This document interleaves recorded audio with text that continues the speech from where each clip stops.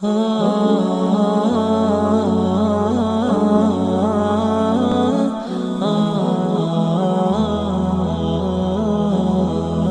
الله الرحمن الرحيم نحمده ونستعينه ونستغفره ونؤمن به ونتوكل عليه ونعوذ بالله من شرور أنفسنا ومن سيئات أعمالنا من يهده الله فلا مضل له ومن يضلل فلا هادي له ونشهد أن لا إله إلا الله وحده لا شريك له ونشهد أن سيدنا ومولانا محمدا عبده ورسوله صلى الله تعالى عليه وعلى آله وأصحابه وأزواجه وبارك وسلم تسليما كثيرا أما بعد فقد قال الله تبارك وتعالى اتل ما أوحي إليك من الكتاب وأقم الصلاة إن الصلاة تنهى عن الفحشاء والمنكر ولذكر الله أكبر صدق الله العظيم.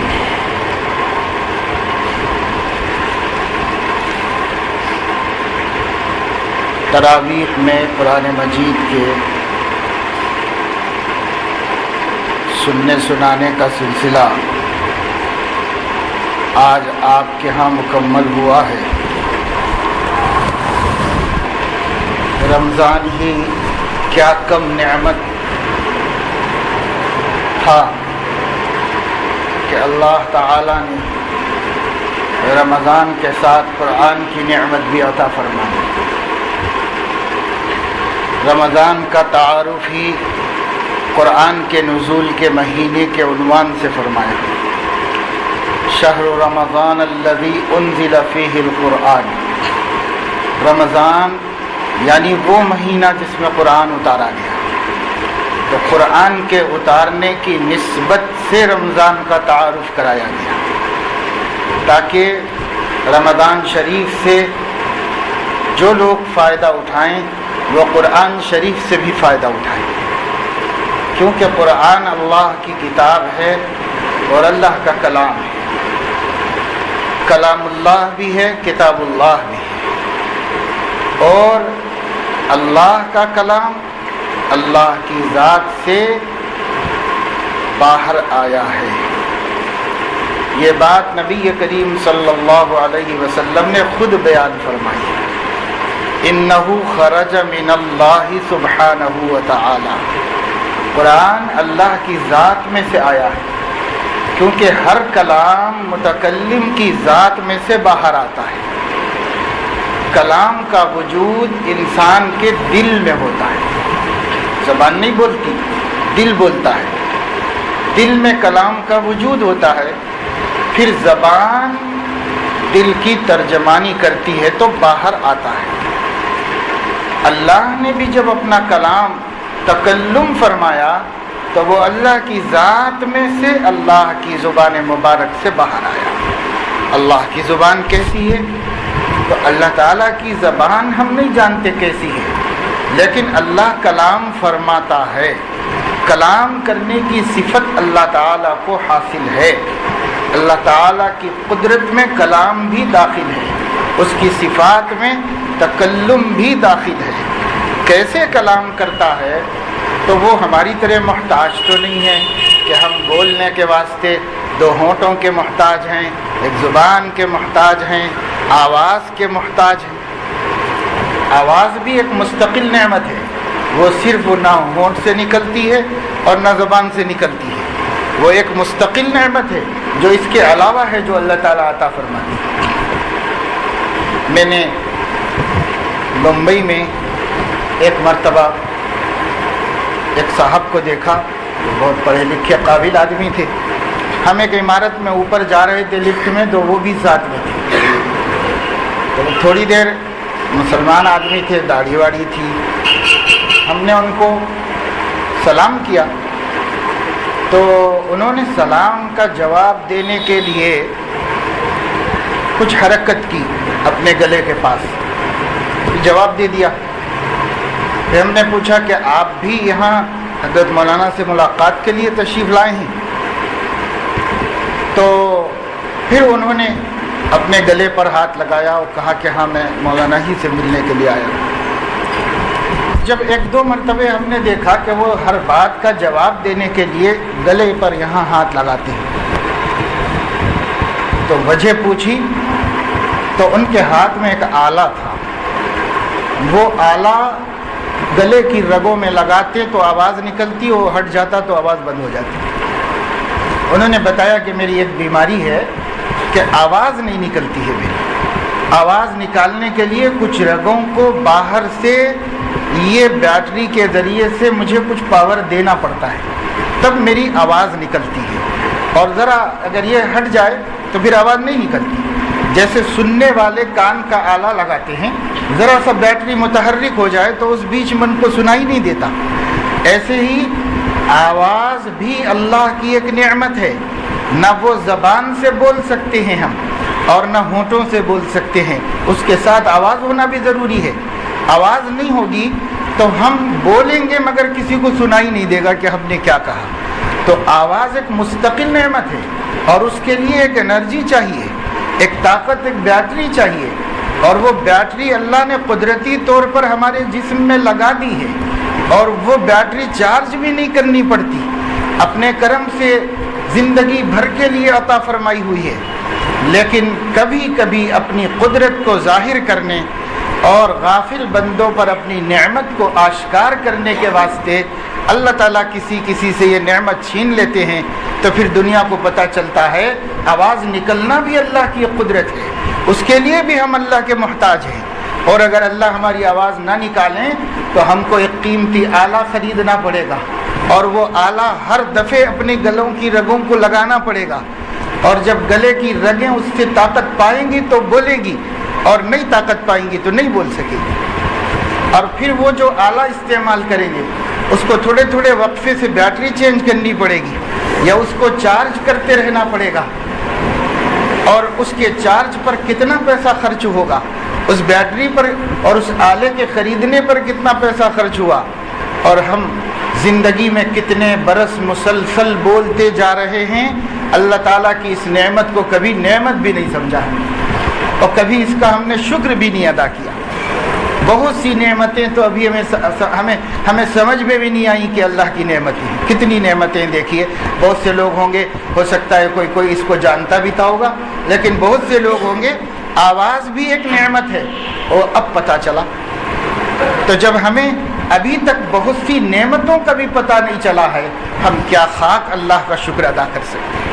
ساری زندگی اللہ کا شکر ادا کرتے رہیں تو زندگی ختم ہو جائے گی، لیکن اللہ کی نعمتوں میں سے چند نعمتوں کے شکریہ سے بھی ہم فارغ نہیں ہو سکیں گے، کیونکہ اللہ کی بے شمار نعمتیں اللہ تعالیٰ کی ہمارے پاس ہیں۔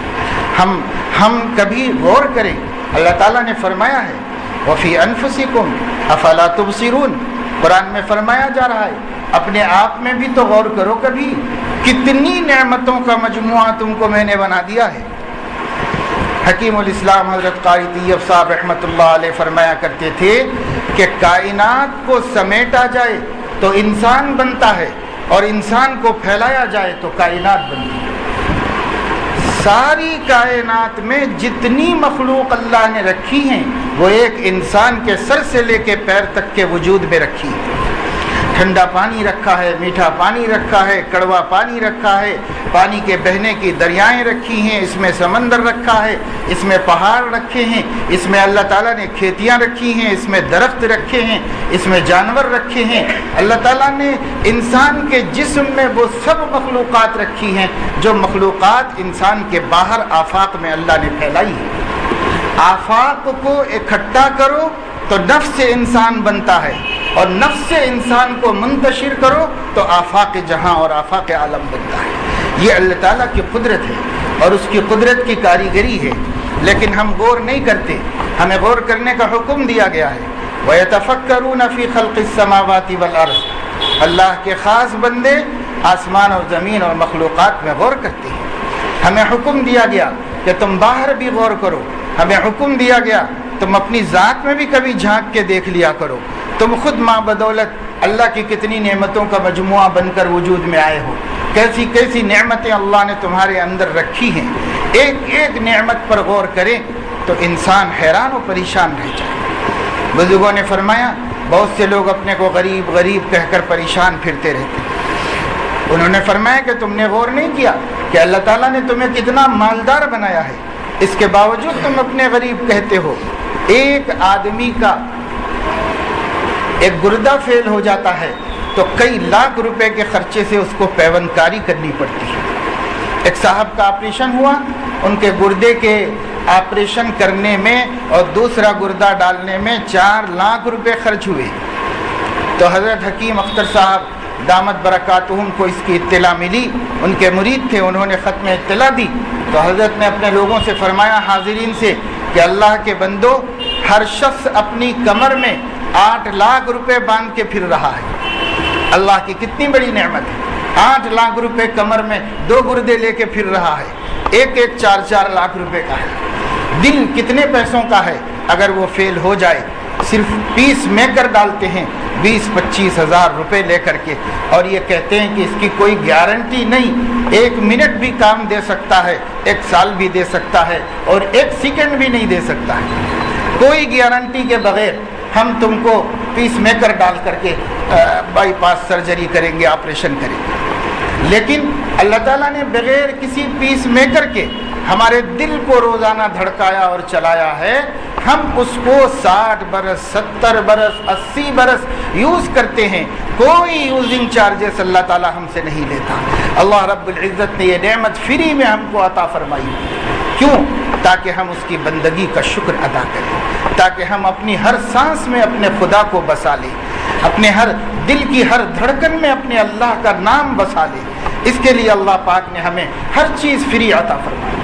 2 آنکھیں اللہ نے ہمیں دی ہیں، ہر آنکھ میں 2 لاکھ بلب اللہ تعالیٰ نے لگائی، ایک بلب بھی فیل ہو جائے تو ہماری آنکھ کمزور ہو جائے، اور اس ایک بلب کو بنانے کی طاقت آج کی دنیا کی اس قدر ایڈوانس سائنس کے پاس نہیں ہے کہ آنکھ کا ایک بلب بنا کے دے دے۔ اللہ نے ایک آنکھ میں 2 لاکھ بلب بنائے۔ اللہ رب العزت کی قدرت ہے، سوچ بھی نہیں سکتے وہ جگہ کتنی ہے دیدے کی، اور اس میں ہم کتنی چیزیں سما سکتے ہیں، کتنی چیزوں کا تصور کر سکتے ہیں۔ ہم 10 20 50 کا بھی نہیں کر سکتے، وہاں بات ہزاروں کی نہیں لاکھوں کی ہو رہی ہے۔ اللہ پاک نے ہمیں ایسی 2 آنکھیں عطا فرمائی۔ ہمارے جسم میں سب سے کوئی حقیر چیز ہے جس کے ٹوٹنے گر جانے کا ہمیں کوئی غم بھی نہیں ہوتا، وہ بال ہے جسم کا، ٹوٹ کے گر جائے کوئی رونگٹا ہمارے جسم کا، سر کا بال بھی نہ صحیح، ہاتھ میں سے ایک رونگٹا ٹوٹ کر کے گر جائے، ہمیں کوئی غم بھی نہیں ہوتا۔ لیکن آج تک دنیا کے پاس اتنی قوت نہیں آئی ہے کہ انسانی جسم کا ایک رونگٹا پیدا کر دے اور بنا کے دے دے، کسی کے پاس اس کی طاقت نہیں۔ ہم دیکھتے ہیں کوئی آدمی گنجا جاتا رہتا ہے اور وہ اپنے مصنوعی جو ہے ٹوپی لگا کر کے اپنے کو بال والا دکھاتا ہے، لیکن ایک نظر ڈال کر آنکھ والا بتاتا ہے کہ اس کے مصنوعی بال ہیں، اصلی بال نہیں لگ رہے، کیونکہ دنیا کتنی بھی کوشش کر لے حق تعالی شانہ کی خلقت کا مقابلہ نہیں کر سکتی۔ اللہ تعالیٰ نے قرآن مجید میں ارشاد فرمایا، ھذا خلق اللہ، بہت سی نعمتوں کا ذکر کیا ہے پیچھے، آپ سارا قرآن سن چکے، بہت سی نعمتوں کا ذکر کرنے کے بعد فرمایا ھذا خلق اللہ، یہ ساری چیزیں اللہ کی پیدا کی ہوئی ہیں، فارونی ماذا خلق الذین من دونی، ذرا مجھے دکھاؤ کہ میرے غیر نے کیا پیدا کیا ہے، میرے غیر نے کیا پیدا کیا ہے، ایک مثال تو بتاؤ۔ ایک چینٹی بھی کسی نے نہیں پیدا کی ہے، اللہ تعالیٰ نے ساری مخلوقات پیدا کی ہے۔ ایک چینٹی کا ایک پیر ٹوٹ جائے تو کوئی مخلوق اور دنیا کی سائنس اس کو ایک پیر بنا کر نہیں دے سکتی، اللہ تعالیٰ کی قدرت ہے۔ اور اللہ تعالیٰ نے اس چونٹی کا کتنا سر بنایا ہے، اس سر میں دیکھنے کو آنکھیں بھی لگائی ہے اور سونگھنے کو ناک بھی دی ہے، اور اس سر میں اللہ رب العزت نے سوچنے کے لیے، پلاننگ کے لیے بھیجا بھی رکھا ہے۔ ایسی پلاننگ کے بعد انسان بھی نہیں کر سکتے۔ آپ بارش کا سیزن آ رہا ہے، 4 مہینے برسات ہوگی تو گھر میں سبزی ترکاری اناج غلہ لا کے نہیں رکھ سکتے، لیکن چینٹیاں 6 مہینے کا غلہ اپنے بلوں میں اکٹھا کر لیتی ہیں اور پھر باہر نہیں نکلتی اور بل کے اندر رہ کر کے وہیں کھاتی رہتی. اللہ تعالیٰ نے ان کو اس بھیجے میں اتنی سمجھ دی ہے. اللہ رب العزت کی قدرت، اس کی خلقت، اس کی صنعت کی کار فرمائیاں، اللہ اکبر. زندگی گزر جائے گی، ایک مخلوق کے اندر اللہ کی قدرت کی نشانیوں کو ہم محسوب نہیں کر سکتے. اللہ تعالیٰ اتنے بڑی قدرت والے ہیں اور اتنے بڑے انعام و احسان والے ہیں. اس اللہ نے، اس مہربان نے ہماری ذات میں کتنی نعمتیں رکھ دی. آج کتنے لوگ ہیں کہ ہمارے پاس بزرگ لوگ ہیں، کرسی پر بیٹھ کر نماز پڑھتے ہیں. ہر مسجد میں 2 4 5 6 آدمی ضرور ایسے آتے ہیں جو بڑے بوڑھے ہیں اور وہ کرسی پر بیٹھ کر نماز پڑھتے ہیں. ان کے بازو ایک آدمی صحت مند کھڑے ہو کے نماز پڑھتا ہے، لیکن وہ کبھی نہیں سوچتا کہ اللہ کا میرے اوپر کتنا بڑا کرم ہے کہ ابھی میرے گھٹنوں کے اندر طاقت باقی رکھی ہے. یہ بیچارے بزرگ آدمی اپنے گھٹنے کی تکلیف کی وجہ سے رکوع سجدہ نہیں کر سکتے، یہ بیٹھ کر معذوری کی نماز پڑھ رہے ہیں اور مجھے اللہ نے معذور نہیں بنایا. مولا تیرا شکر ہے اور تجھ سے میں پناہ چاہتا ہوں کہ مجھے بیماری اور عذر میں لاحق ہو جائے. تو کبھی کی ہم نے دعا؟ ہم کسی معذور کو دیکھ کر اللہ تعالیٰ کی اپنی نعمت کی طرف توجہ کرتے ہیں؟ اپنی نعمت کی طرف ہم توجہ نہیں کرتے. ہمارا مزاج یہ بن گیا ہے. اس نعمت کو، یہ کتنی بڑی نعمت ہے کہ ہم چل سکتے ہیں، یہ کتنی بڑی نعمت ہے کہ ہم اپنا گھٹنا موڑ کے نیچے بیٹھ سکتے ہیں، اور یہ کتنی بڑی نعمت ہے کہ ہم ہمارا ہاتھ اٹھا سکتے ہیں اور ہم وضو بنا سکتے ہیں، ہم اللہ تعالیٰ کی بارگاہ کی طرف چل کر جا سکتے ہیں، ہم کھڑے ہو کر نماز پڑھ سکتے ہیں. سب اللہ کی نعمتیں. ایک وقت آتا ہے زندگی میں جب ان نعمتوں سے آدمی محروم بھی کیا جاتا ہے. اولم نعمرکم ما یتذکر فیہ من تذکر وجاءکم النذیر. اور ایک جگہ فرمایا ومن نعمرہ ننکسہ فی الخلق افلا یعقلون. جب ہم عمر بہت بڑی کر دیتے ہیں تو وہ آزار اور مجبوریوں میں ڈال دیتے ہیں. کیا تم عقل سے کام نہیں لیتے؟ تم عقل سے کام لو کہ ہم نے تمہیں کیسی کیسی نعمتیں دے رکھی ہیں. یہ کیوں کرتے ہیں اللہ تعالیٰ؟ اللہ چاہتے تو بڑھاپے میں بھی ویسی ہی صحت رہ سکتی تھی، لیکن اللہ تعالیٰ دکھانا چاہتے ہیں جوانی بڑی نعمت ہے اور جوانی اللہ تعالیٰ کا بڑا احسان ہے. اس کی قدر کرو اور اس میں خوب بندگی اور عبادت کرو. تمہارے اوپر بھی ایک وقت آنے والا ہے، اس وقت میں تم اپنے ہاتھ پیر سے کمزور ہو جاؤ گے، اور جب کمزور ہو جاؤ گے تو اللہ کی عبادت جیسی کرنی چاہیے ویسی نہیں کر پاؤ. اگرچہ کہ اللہ بوڑھوں بزرگوں کی اس عبادت کو بھی قبول فرماتا ہے اور اس پر اور اجر دیتا ہے اور ان کے مجاہدے پر ان سے راضی ہو جاتا ہے، ان پر رحم فرماتا ہے. یہ نہیں کہ بھائی جو معذور ہے اس کے لیے کوئی عیب کی بات ہے، نہیں. میں صحت مندوں کو توجہ دلا رہا ہوں، میں نوجوانوں کو توجہ دلا رہا ہوں کہ تمہیں جو صحت ملی ہوئی ہے یہ معمولی چیز نہیں اللہ تعالیٰ کی. اللہ صحت کا بھی حساب لیں گے، اللہ جوانی کا بھی حساب لیں گے. حدیث میں آتا ہے 5 چیزیں ایسی ہیں جن کا جواب دینے سے پہلے کسی پیر کو، کسی قدم کو محشر سے حرکت کرنے کی اجازت نہیں دی جائے. لا تزال قدم ابن آدم حتی تسأل عن 5. بنی آدم کے قدم حرکت نہیں کر سکتے، اپنی جگہ سے ہل نہیں سکتے جب تک کہ 5 باتیں ان سے پوچھ نہ لی جائیں. عن عمرہ فیما افنا. اپنی زندگی کہاں خرچ کی، حساب دو زندگی کا مجھے. زندگی میری نعمت ہے، میری امانت تھی، میں اپنی امانت کا حساب لینا چاہتا ہوں. حساب دو میری زندگی تم نے کہاں خرچ کی. وعن شبابہ فیما ابلا. پھر زندگی میں خاص طور سے میں نے تمہیں جوانی دی تھی، جوانی میں جولانیاں اور قوتیں عطا کی تھی. ہر تمہارے جسم کا اور تمہارے وجود کا ہر عضو کامل، مکمل اور پاورفل تھا. تو تم نے اس زمانے کو کہاں خرچ کیا، اور اس زمانے میں تم نے اپنی جوانی اور اس کی جولانیاں اور اس کی قوتیں اور اس کی طاقتیں تم نے کہاں کھپائیں؟ مجھے جواب دو. یہ میری امانت تھی تمہارے پاس، میری امانت کا مجھے حساب لینے کا حق ہے. اس کے بعد عن مالہ من این اکتسب وفیما انفقہ. مال کے بارے میں 2 پرچے ہیں. کمایا کہاں سے، اس کا الگ حساب دو، اور خرچہ کدھر کیا، اس کا الگ حساب دو.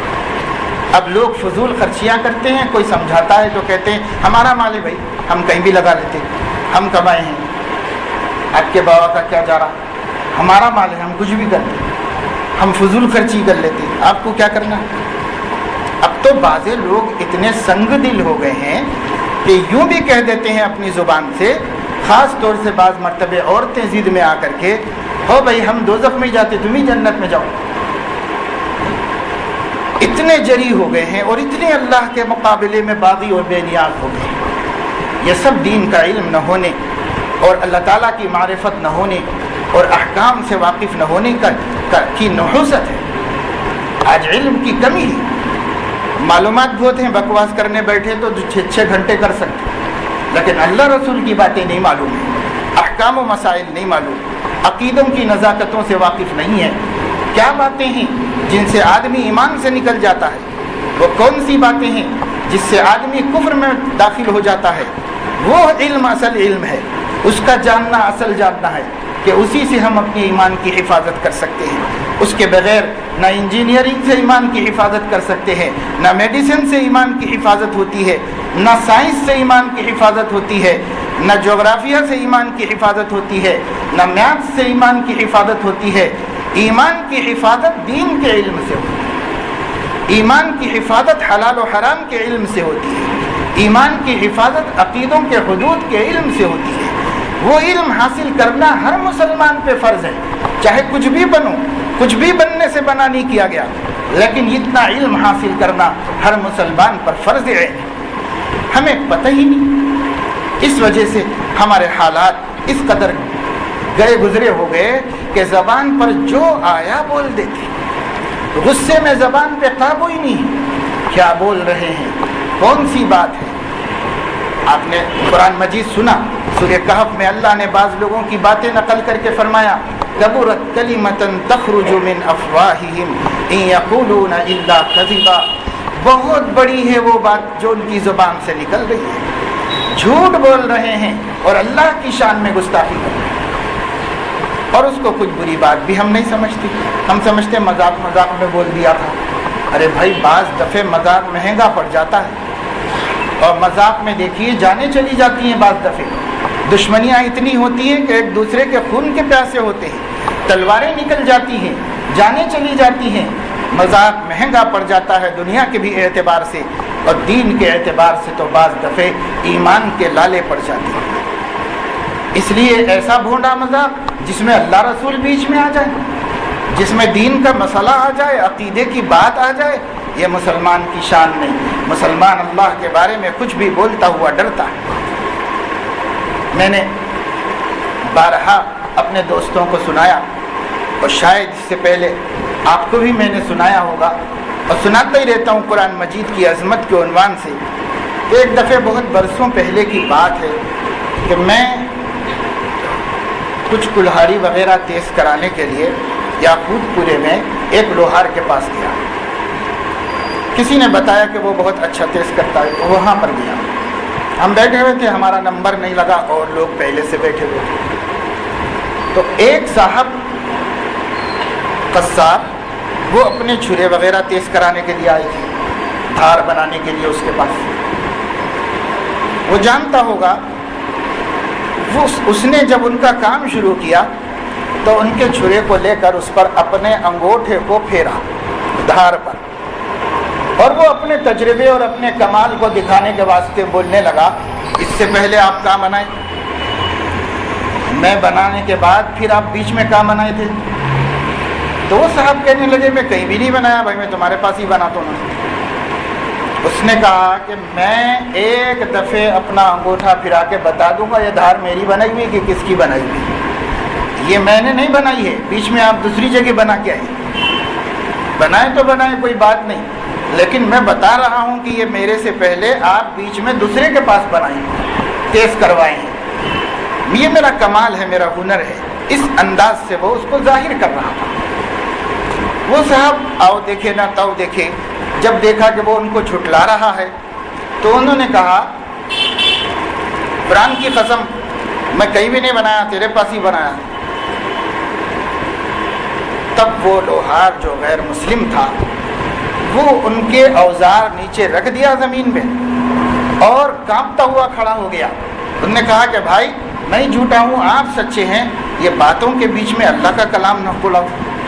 اللہ کا کلام کیوں بیچ میں لا رہے ہیں؟ قرآن کو کہیں بیچ میں لا رہے ہیں؟ بھائی قرآن بڑی کتاب ہے, کیوں بیچ میں لا رہے ہیں؟ غیر مسلم مسلمان کو سمجھا رہا ہے کہ قرآن باتوں کے بیچ میں مت لاؤ. اور آج بات بات پہ غرور میں آ کے کہتے ہیں میں قرآن اٹھا کے بولتا ہوں, میں قرآن پہ ہاتھ رکھ کے بولتا ہوں. ارے بھائی قرآن کوئی ناول ہے, قرآن کوئی افسانہ ہے, قرآن کوئی جو ہے بازار میں بکنے والی قصے کہانیوں کی کتاب ہے. قرآن کس کا کلام ہے؟ اس کا تو نام لیتے ہوئے بھی آدمی کو کانپ جانا چاہیے. اللہ کا کلام ہے قرآن مجید. اللہ تعالیٰ کے کلام کا بے جا استعمال جائز نہیں ہے. اللہ تعالیٰ کا کلام کا کیا احترام مسلمانوں نے سیکھا. اللہ تعالیٰ کا قرآن بڑی عظمت والا قرآن ہے, بڑی عزت والا قرآن ہے. اسلامی عدالت میں بھی شہادت رکھی گئی ہے, اور اگر کوئی شخص دعویٰ کرنے والا گواہ نہیں لا سکا تو مدعا علیہ یعنی جس پر دعویٰ دائر کیا گیا ہے اس کے لیے قسم رکھی گئی ہے کہ وہ قسم کھا لے اور قسم کھا کر مانے یا انکار کر دے. تو لیکن قرآن مجید اٹھانا اس کے لیے بھی نہیں رکھا گیا ہے. اللہ نے قرآن کا کھلونا نہیں بنایا. اللہ تعالیٰ نے قرآن مجید کو بہت عظمت کی چیز بنایا ہے, نہایت احترام کی چیز بنایا ہے. قرآن مجید پڑھتے تھے اللہ کے بندے, صحابہ کرام, نبی کریم صلی اللہ علیہ وسلم. تو قرآن نے خود ان قرآن پڑھنے والوں کی کیفیت کو بیان فرمایا ہے. تقشعر منہ جلود الذین یخشون ربہم. جب وہ قرآن پڑھتے ہیں, جو قرآن کو پہچانتے ہیں, جو قرآن کے مرتبے اور مقام کو جانتے ہیں, جب وہ قرآن پڑھتے ہیں تو تقشعر منہ جلود الذین, ان کے جسم کی کھالیں کانپنے لگتی ہیں. قرآن پڑھتے ان کا جسم کانپنے لگتا ہے. ثم تلین جلودہم وقلوبہم الی ذکر اللہ. پھر ان کے جسم بھی اور ان کے دل بھی اللہ کی کتاب کی طرف جھک جاتے ہیں, نرم پڑ جاتے ہیں, مائل ہو جاتے ہیں, اللہ کو یاد کر کے بے چین ہو جاتے ہیں. اور ایک جگہ اللہ نے قرآن کریم میں فرمایا وَإِذَا سَمِعُوا مَا أُنزِلَ إِلَى الرَّسُولِ تَرَىٰ أَعْيُنَهُمْ تَفِيضُ مِنَ الدَّمْعِ مِمَّا عَرَفُوا مِنَ الْحَقِّ يَقُولُونَ آمَنَّا بِهِ كُلٌّ مِّنْ عِندِ رَبِّنَا. اللہ تعالیٰ فرما رہے ہیں کہ یہ لوگ ایسے ہیں کہ جب یہ قرآن کو سنتے ہیں, ما انزل الی الرسول, جو رسول پہ نازل ہوا ہے. کیا نازل ہوا رسول پہ؟ رسول پہ قرآن نازل ہوا. جب یہ اس چیز کو سنتے ہیں جو رسول پر نازل ہوا, ترى اعینہم تفیض من الدمع, اے نبی آپ ان کی آنکھوں کو دیکھیں گے کہ وہ آنسو بہاتی چلی جا رہے ہیں. تفیض افاضہ کے معنی ہے کنٹینیو پانی بہانا. تفیض من الدمع, اپنے آنسو مسلسل بہاتے جا رہی ہیں. قرآن سنتے اور قرآن پڑھتے تو ان پر کیفیت تاری ہو جاتی. حضرت نبی کریم صلی اللہ علیہ وسلم نے, بخاری شریف میں روایت ہے, ایک مرتبہ ایک صحابی سے فرمایا, حضرت کعب رضی اللہ تعالیٰ عنہ سے, کہ مجھے قرآن سناؤ. تو وہ کہنے لگے کہ یا رسول اللہ, قرآن تو آپ کے قلب مبارک پہ اترتا ہے, اب ہم آپ سے سنتے ہیں, آپ کو ہم کیا سنائیں؟ ہم آپ سے سنتے ہیں, آپ کو ہم کیا سنائیں؟ تو حضور صلی اللہ علیہ وسلم نے فرمایا کہ اللہ پاک نے مجھے حکم دیا ہے کہ میں قرآن سنوں, تم سے میں قرآن سنوں, اس کا حکم دیا ہے. تو حضرت ابی بن کعب رضی اللہ تعالیٰ عنہ نے حضور صلی اللہ علیہ وسلم سے پوچھا کہ اللہ سمانی, اللہ نے میرا نام لے کر فرمایا ہے؟ تو حضور صلی اللہ علیہ وسلم نے فرمایا کہ اللہ سماک, اللہ نے تمہارا نام لے کر تم سے قرآن سننے کے لیے مجھ سے کہا ہے. تو وہ خش کھا کے گر گئے اور ہوش میں آئے تو کہنے لگے کہ سبحان اللہ, ایک پاک ذات نے اس ناپاک وجود کا نام لیا ہے. گر گئے, پھر خش کھا کے گر گئے, پھر بیٹھے اور اپنے کو سنبھالا اور قرآن مجید سنانا شروع کیا. سورہ نساء سنا رہے ہیں. حضور صلی اللہ علیہ وسلم سن رہے تھے وہ بھی نیچے نگاہیں کر کے پڑھتے جا رہے تھے اور اللہ کے نبی قرآن کو احترام سے سنتے جا رہے تھے۔ کچھ صحابہ بھی بیٹھے ہوئے تھے، حضرت ابو بکر بھی بیٹھے ہوئے تھے۔ صحابہ کرام اللہ کی نبی کی کیفیت دیکھ رہے تھے اور دیکھ دیکھ کر کے وہ بھی گھل رہے تھے، رو رہے تھے، نبی بھی رو رہے تھے۔ اب اس سنانے والے قاری صاحب تو نیچے منڈی ڈال کے سنا رہے تھے، ان کو پتہ نہیں کیا ہو رہا ہے، بس وہ سنا رہے تھے۔ اور نبی کے اوپر کیفیت تاری قرآن کریم کے سننے کی وجہ سے، یہاں تک کہ جب وہ پڑھتے پڑھتے اس آیت پر پہنچے فَكَيْفَ إِذَا جِئْنَا مِنْ كُلِّ أُمَّةٍ بِشَهِيدٍ وَجِئْنَا بِكَ عَلَى هَؤُلَاءِ شَهِيدًا، کیا آپ کا حال ہوگا اے نبی اس وقت جب کہ ہر قوم کے مقابلے میں اس کے نبی کو گواہ بنا کر لایا جائے گا، آپ سے بھی آپ کے قوم کے بارے میں گواہی طلب کی جائے گی، اس وقت آپ کا کیا حال ہوگا؟ کیونکہ حضور کو گواہی بالکل سچ سچ دینی پڑے گی، اور اللہ کے سامنے حضور جنہوں نے مانا ان کے بارے میں ماننے کی گواہی دیں گے، جنہوں نے انکار کیا ان کے بارے میں انکار کی گواہی دیں گے، اور رحمت للعالمین کے لیے اپنے نبی کے مجرموں کی جرم کی شکایت ناقابل برداشت صدمہ تھا، اور کرنا پڑے گا۔ اس لیے خود اللہ فرمانے ہیں آپ کا کیا حال ہوگا جب ہم آپ کو گواہ بنائیں گے امت کے مقابلے میں۔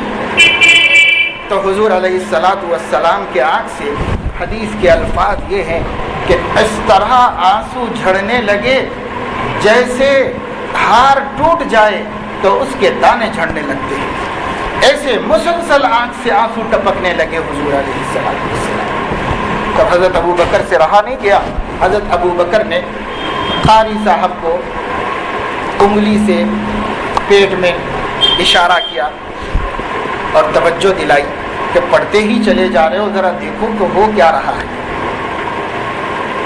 انہوں نے جب سر اٹھایا اور اللہ کے نبی کے چہرے مبارک پر ان کی نظر پڑی اور دیکھا کہ دونوں آنکھوں سے آنسو رواں ہیں، تو وہ گھبرا گئے اور انہوں نے پڑھنا بند کر دیا۔ پھر حضور علیہ السلام اپنے کو ضبط کرتے رہے۔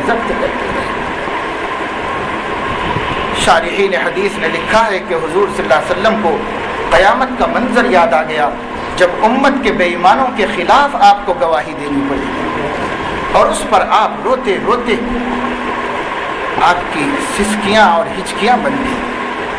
قرآن سننا ایسا ہوتا تھا نبی کا، نبی اس طرح قرآن کو سنتے تھے، صحابہ قرآن سنتے تھے، صحابہ پر کیفیت تاری ہو جاتی تھی۔ نبی کریم صلی اللہ علیہ وسلم جب قرآن سناتے تھے تو ایمان والے بے ایمانوں کے قلوب بھی نرم پڑ جاتے تھے قرآن کریم کی برکت سے۔ اور آج جو ہم قرآن پڑھتے ہیں تو اس میں جی نہیں لگتا، مزہ نہیں آتا، اس کی وجہ کیا ہے؟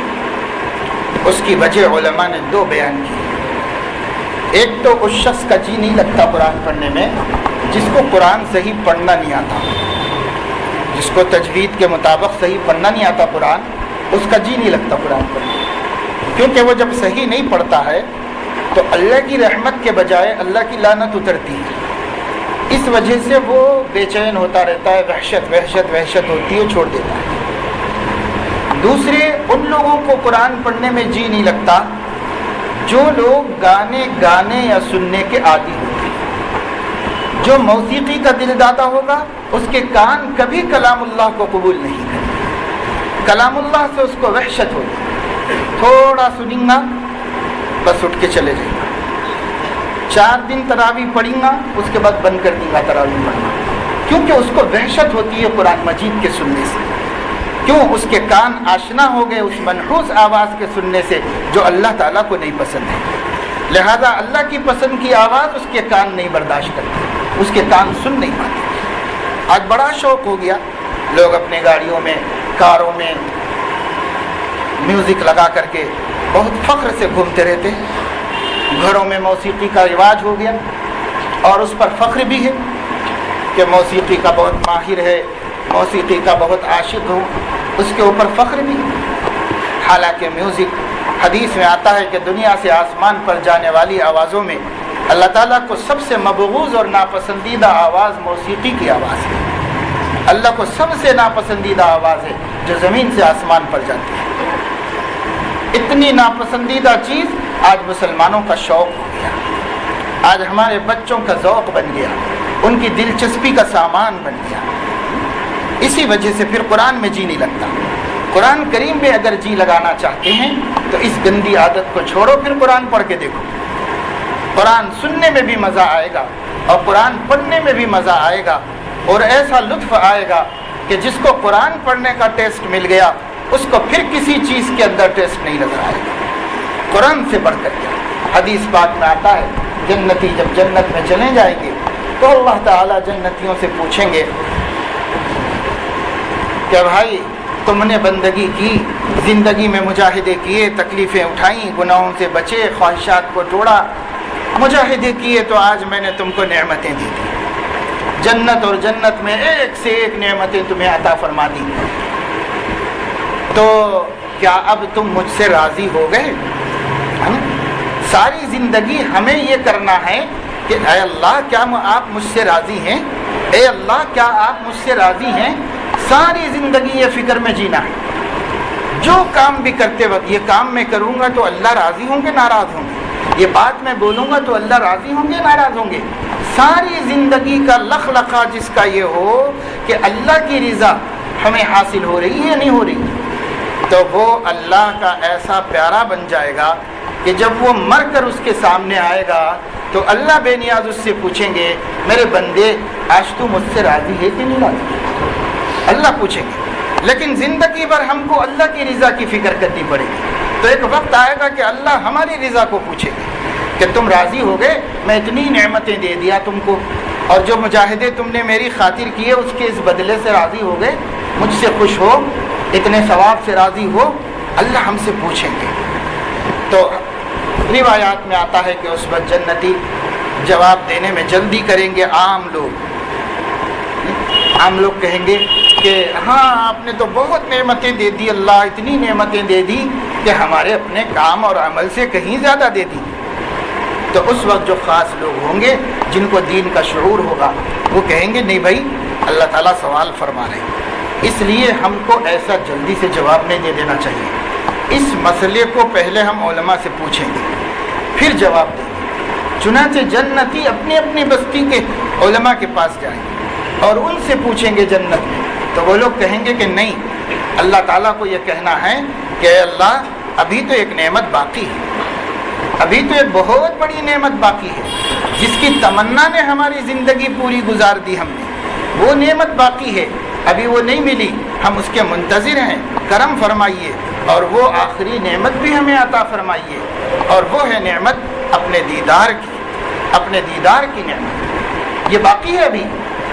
تو لوگ علماء سے یہ جواب سن کر کے پھر اللہ تعالیٰ سے کہیں گے اے اللہ ہم آپ سے خوش تو ہیں لیکن ابھی آپ کی ایک اور نعمت کے ہم محتاج ہیں, ایک نعمت اور دے دیجیے ہم کو, اپنی ذات عالی کا دیدار فرما دیجیے, اپنے جمال جہاں آرا سے ہماری آنکھوں کو شرف بخش دیجیے, دیدار کا شرف دے دیجیے. اللہ تعالیٰ یہ کرم فرما دیجیے.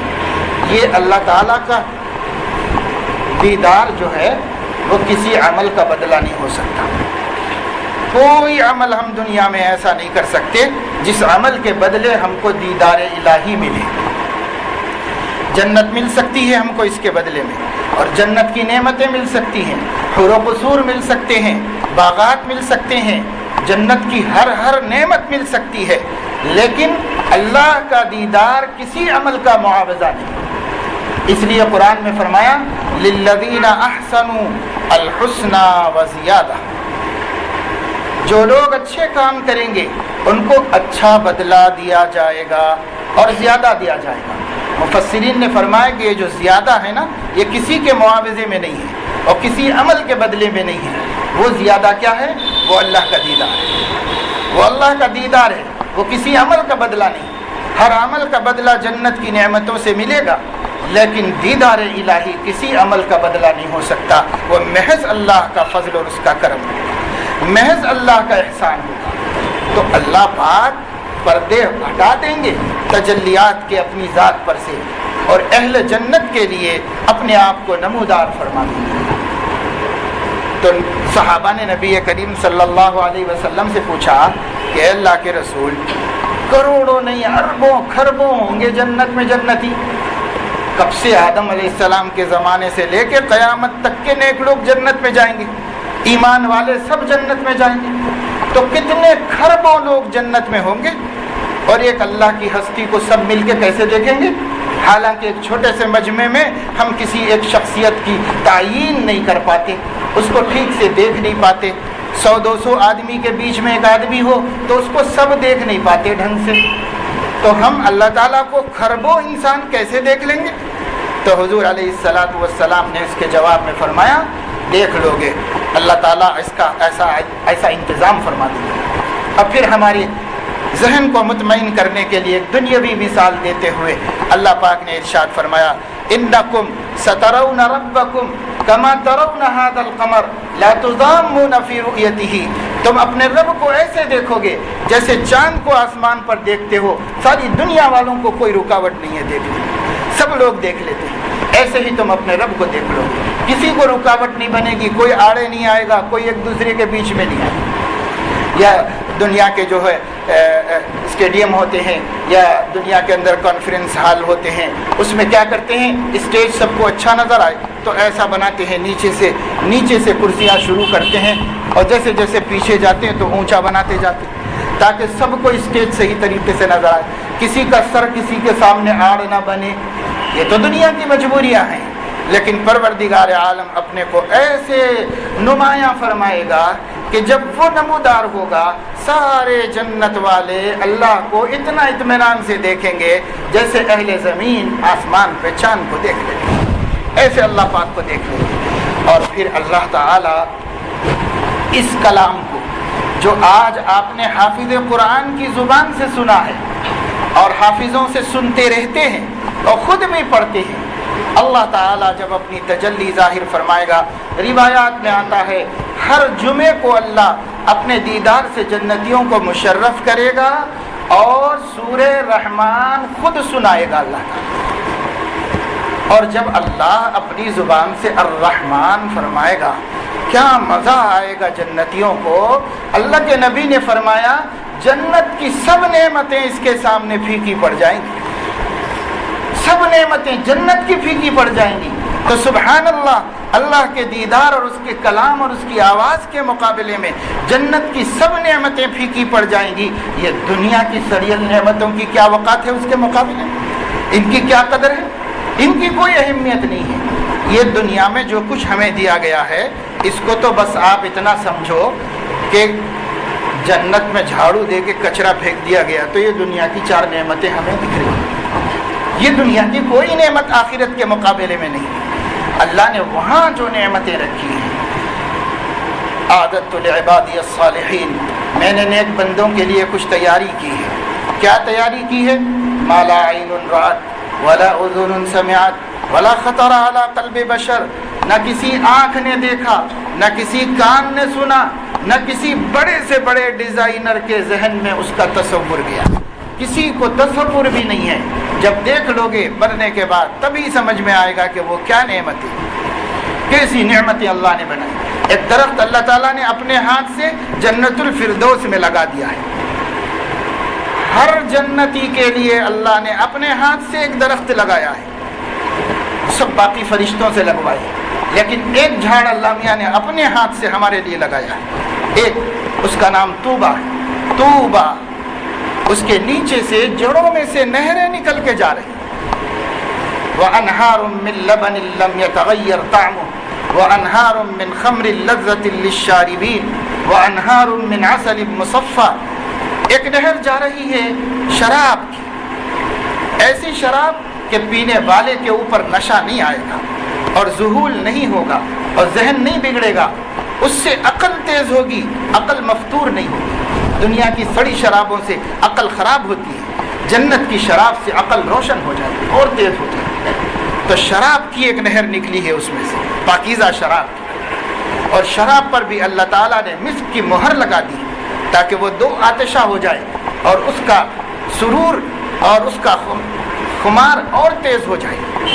اللہ تعالیٰ نے یہ بنایا ہے. اور ایک نہر دودھ کی، سفید صاف ستھرا دودھ، من لبن لم یتغیر طعمہ، اس کے طعم، اس کا ٹیسٹ وہ بدلے گا نہیں، ہمیشہ تازہ دودھ کی طرح ہوگا.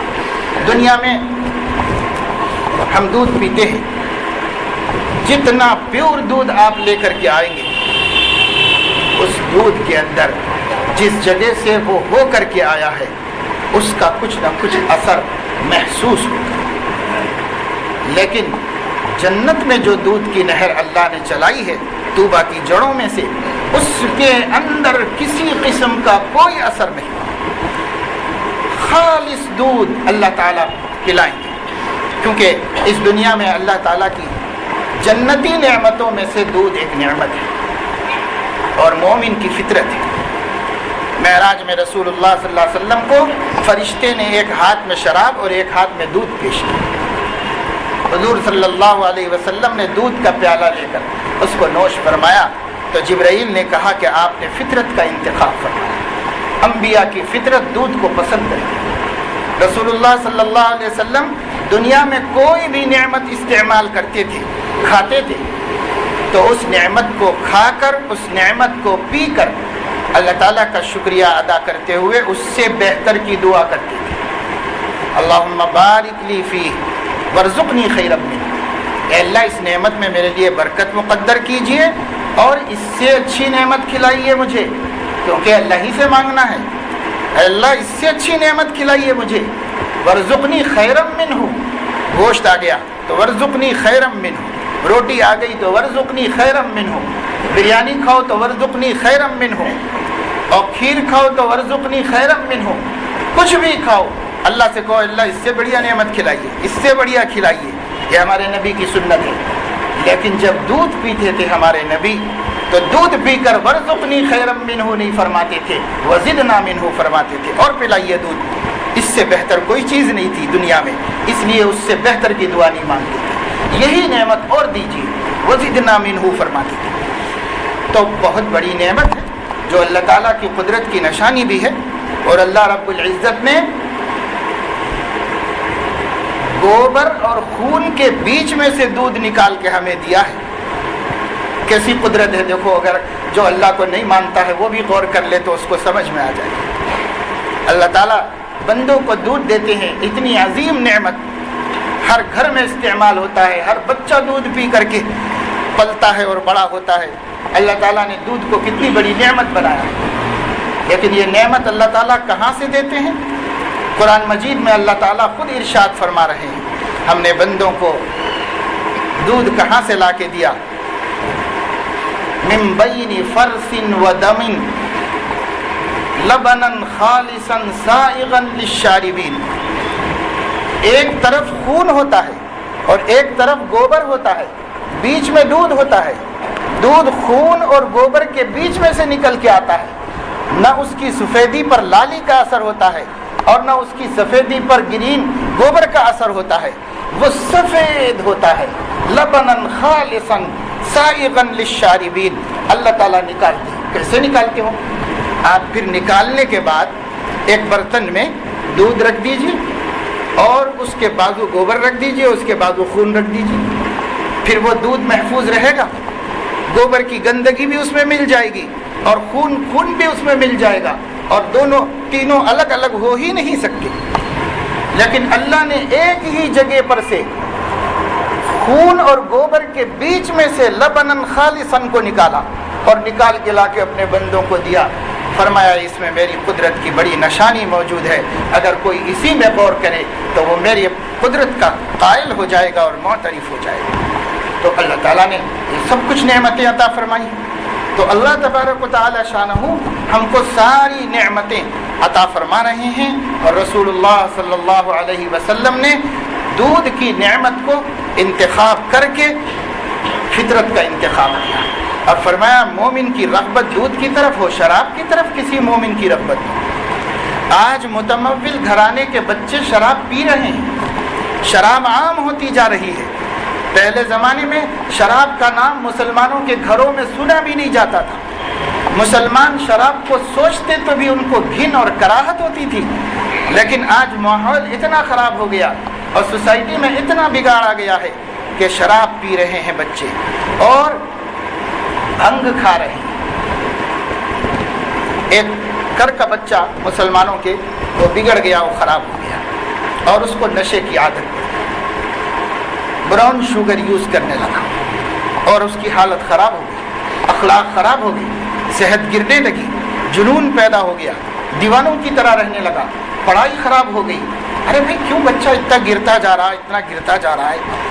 سوچتے سوچتے بہت پریشان ہو گئے، علاج معالجے کرنے لگے۔ بعد میں پتہ چلا کہ ڈرگس کی عادت پڑ گئی ہے اس کو۔ کیا کرتا ہے بھائی؟ ہمارے گھر میں کیسے پڑی عادت؟ ہمارے گھر میں تو کبھی ہم نہیں سوچ سکتے تھے۔ تو معلوم یہ ہوا کہ کلکتہ کے 2 بچے پڑھنے کے لیے آئے، انہوں نے یہاں ایڈمیشن لیا تھا، وہ اس کے کلاس میٹ تھے اور انہوں نے اس کو ایک مرتبہ چھٹیوں میں اپنے وطن بلایا اور خرچہ خود دیا، اور جب وہ وطن میں گئے تو وہاں وطن میں ان کو تفریح بھی کرائی، ادھر لے گیا ادھر لے گیا، دکھایا، کھلایا پلایا، دعوتیں کرائیں، اور اس کے ساتھ ساتھ اس کی بھی عادت ڈال دی۔ اور جب اس کی عادت پڑ گئی تو وہ ایسی لت ہے کہ چھٹ نہیں سکتی۔ آدمی مجنوں، پاگل، ادھمرا ہو جاتا ہے اگر اس کو نہیں ملتی پھر۔ 2 دانے مل جائیں تو چست ہو جاتا ہے اور نہ ملے تو ادھمرا ہو جاتا ہے، مردے کی طرح، لاش کی طرح پڑ جاتا ہے، کوئی طاقت اس میں باقی نہیں۔ اب جب وہ بے چین ہوا تو انہوں نے ربط کیا کہ بھائی میں کیا کروں، تو میری حالت بہت خراب ہو رہی ہے، میرے اوپر رحم کرو، کسی طریقے سے مجھے فراہم کرو۔ یا تو اسے کچھ عطا پتہ نہیں تھا کہ کہاں ملتا، تو مجھے لوگوں نے بتایا، ساتھیوں نے اس کے، کہ اس نے ایڈریس دیا کہ دھول پیٹ میں ایک مندر کے پجاری کے پاس ملتا ہے، وہاں سے جا کے لا دو۔ تو وہ راتوں میں جا کر چوری سے اس پجاری سے خرید کے لے کے آ کر کے کھانے کے عادی کر گیا اور اپنی زندگی برباد کر لی، اپنے آپ کو تباہ کر دیا۔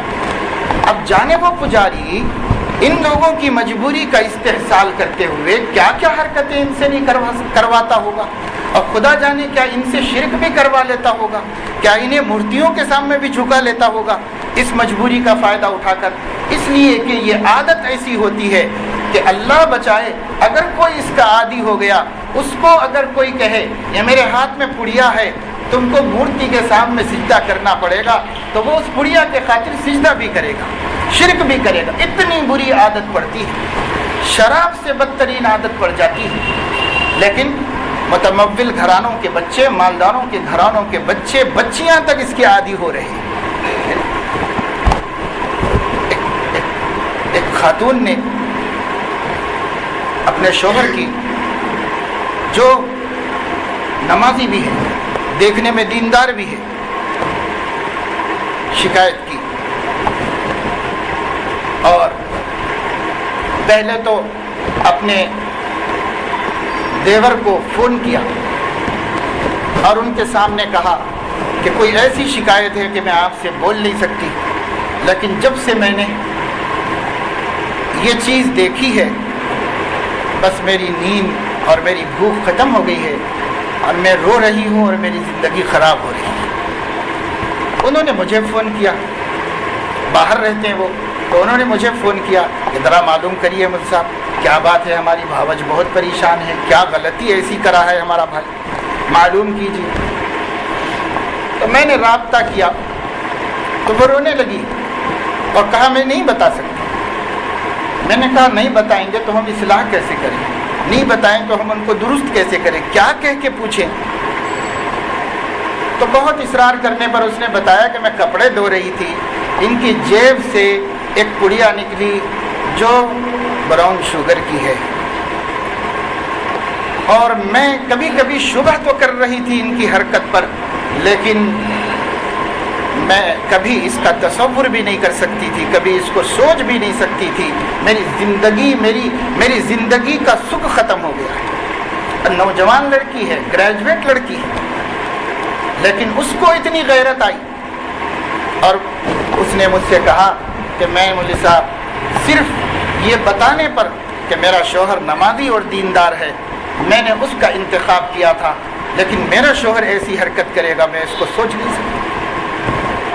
اب تحقیق کی گئی تو معلوم ہوا ایک اور دوست آتا تھا اسٹڈی کرنے کے واسطے، ساتھ بیٹھتا تھا۔ وہ دوست کہیں سے لایا، ایک دن چکا دیا، پھر آہستہ آہستہ اپن رات میں پڑھیں گے، نیند آتی ہے، کھا لیا تو نیند نہیں آتی، اس طرح اس کو عادی بنا۔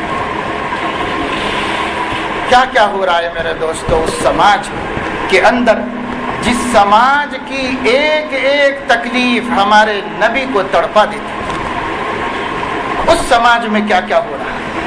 قرآن کہتا ہے نبی کے بارے میں عزیز علیہ ما عنتم، جس چیز سے تم کو تکلیف پہنچتی ہے اس کا تصور بھی نبی کے لیے گرانی کا اور تکلیف کا سبب ہو جاتا ہے۔ تو ہماری تکلیف سے نبی اس قدر تڑپ جائیں اور نبی کی تکلیف کا ہم کوئی پاس و خیال نہ کریں، یہ کیسی وفاداری ہے اور کیسا امت بنا ہے۔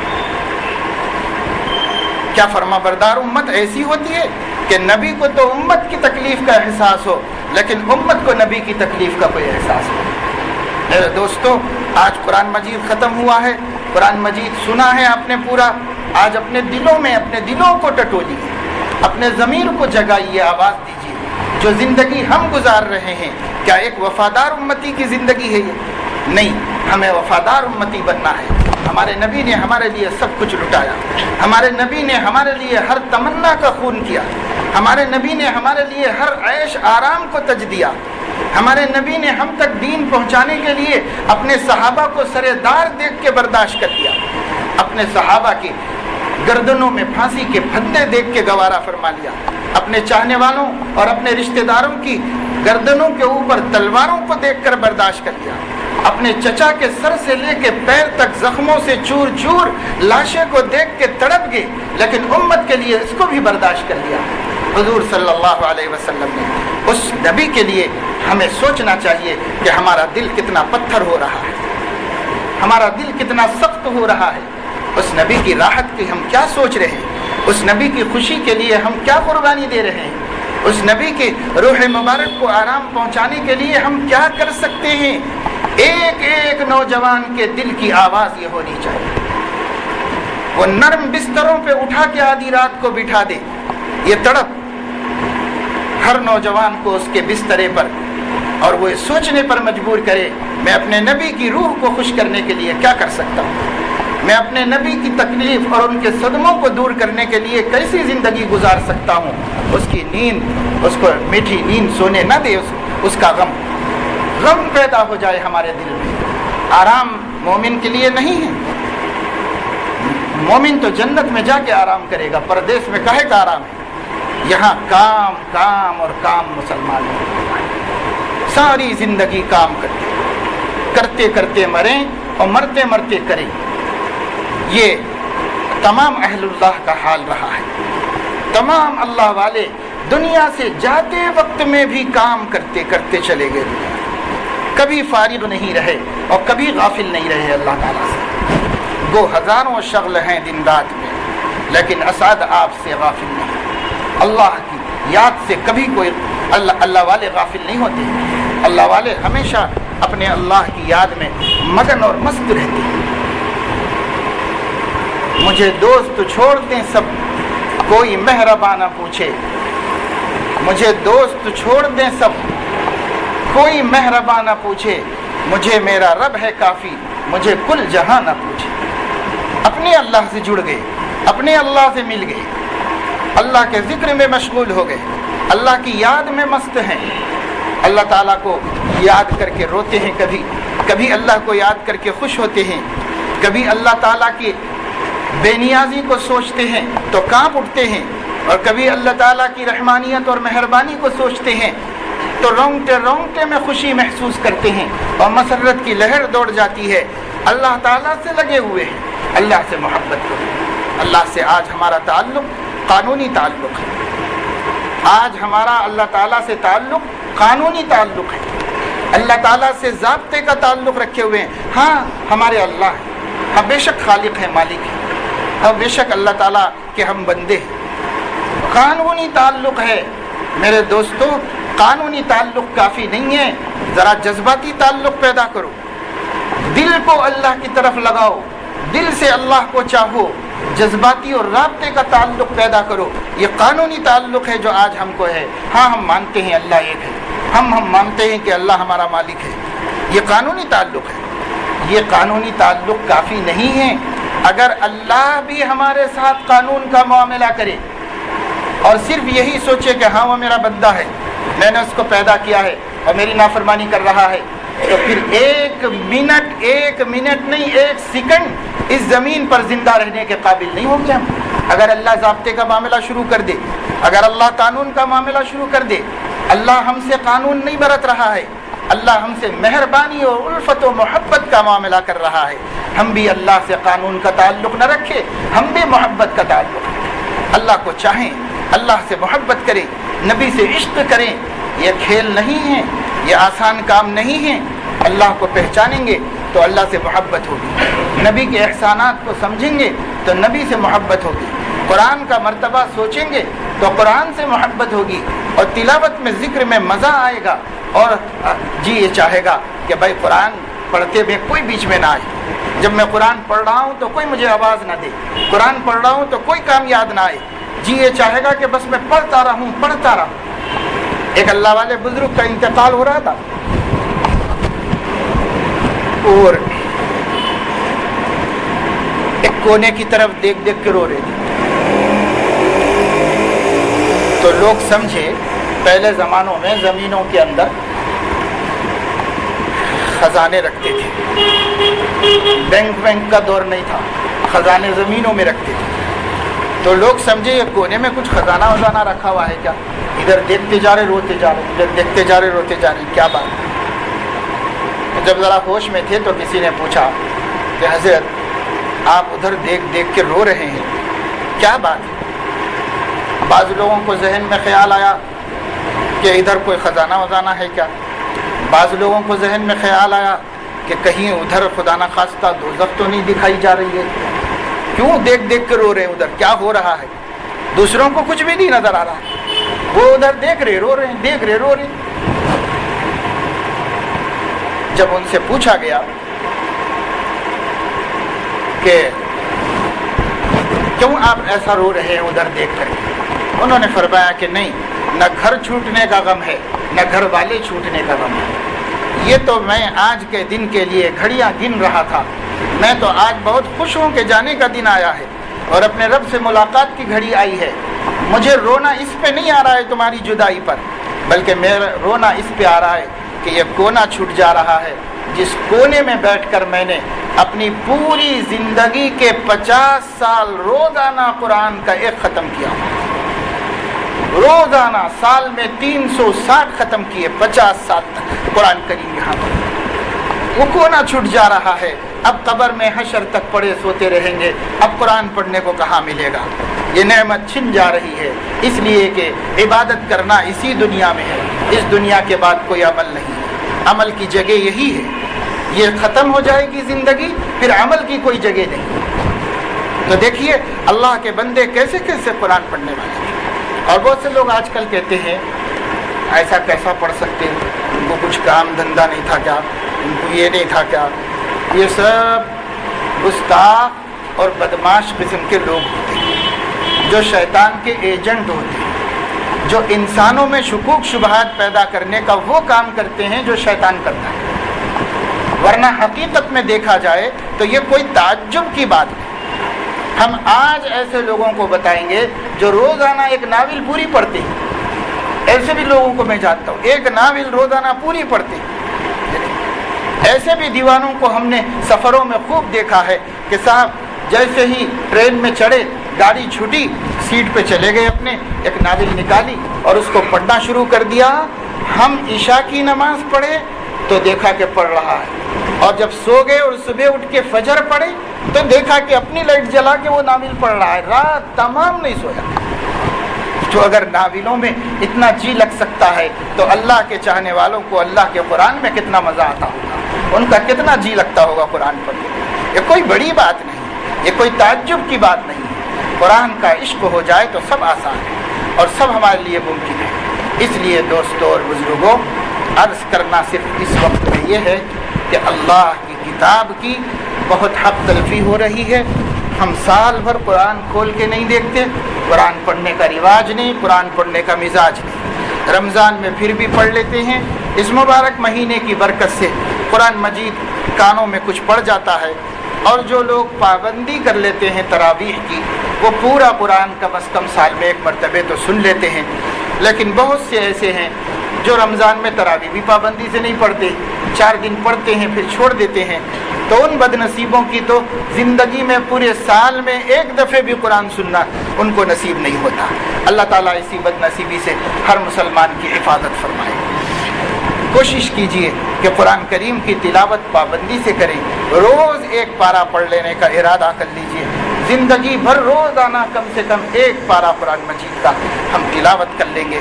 کیا بڑی بات ہے، ایک پارہ پڑھنے میں اگر اچھا پڑھنا آ گیا، روانی آ گئی، تو 20-25 منٹ لگیں گے، زیادہ سے زیادہ آدھا گھنٹہ لگے گا۔